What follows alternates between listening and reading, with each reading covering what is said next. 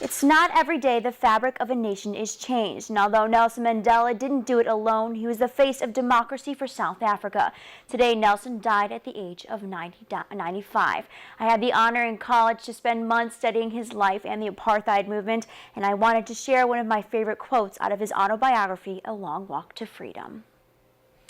He said, the truth is we are not yet free. We have merely achieved the freedom to be free, the right not to be oppressed. We have not taken the final step of our journey, but the first step on a longer and even more difficult road. For to be free is not merely to cast off one's chains, but to live in a way that respects and enhances the freedoms of others. The true test of our devotion to freedom is just beginning.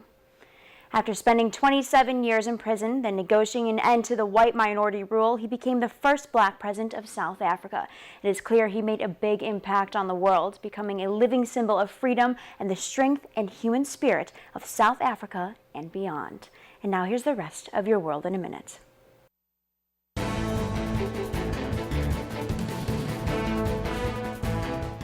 A small community north of Mexico City is now surrounded by a protective perimeter.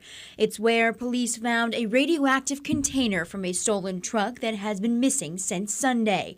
Both the truck and its hazardous cargo were located Wednesday, but the container's protective casing had been pried open. Authorities are now assessing the threat it may pose to the community. The thieves who took the truck are still missing. One official says they're likely sick from radiation exposure or worse.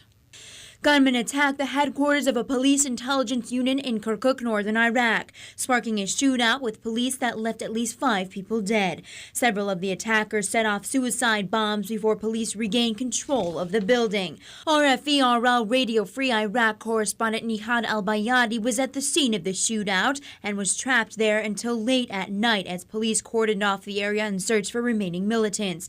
Al-Bayadi captured this dramatic video.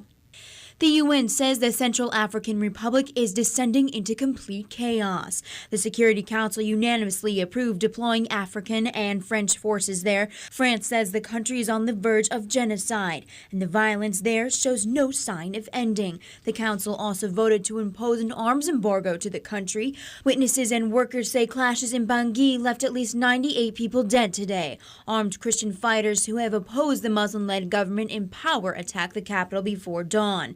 The former rebels who now control Central African Republic are accused of committing scores of human rights abuses. However, the Christian militants are now also committing massacres in Muslim communities. And that's your World in a Minute.